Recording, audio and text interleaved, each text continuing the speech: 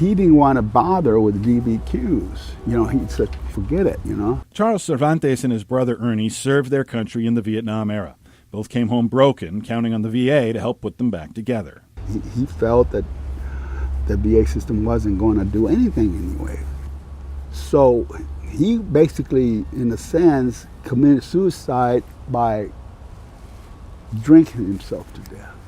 50 years after Vietnam, the mental health problems of America's veterans are even more acute, and the demands on the VA are even larger.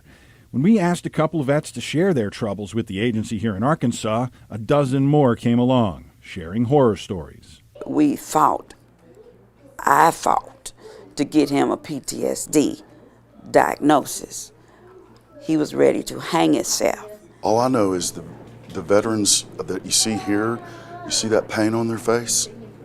That's years and years of aggravation with a federal agency. To try and solve some of that aggravation, the VA started to open things up. Now, to get a condition treated, a vet has to have a diagnosis and then prove that it's tied to his time in the military. The vet prints off one of these more than 70 DBQ forms and goes to that private exam. All the doc has to do is to provide a diagnosis, but if the vet has the evidence that it was tied to his time in the military, it's a big help according to the VA. But there's no place for the doctor or the vet to put on here that they have that evidence. All too often, what ends up happening is the filled out form gets sent away and it gets rejected or questioned. The reason? Not enough evidence. Now the vet has to either appeal, and he's also out the money that he spent on that private exam.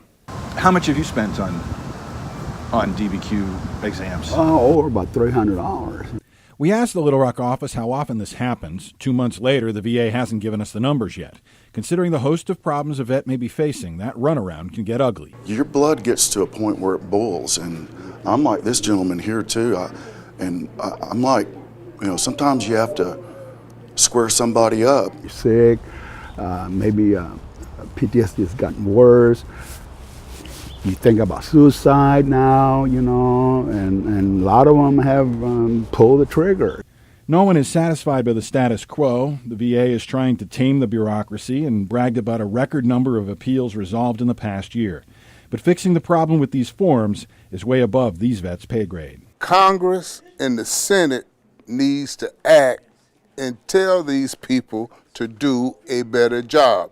While waiting for that, they advise relying on your fellow comrades in arms. Groups like this are here to help, even as you enter the battle alone. You have to be your own advocate. In Little Rock, Rolly Hoyt, THV 11 News.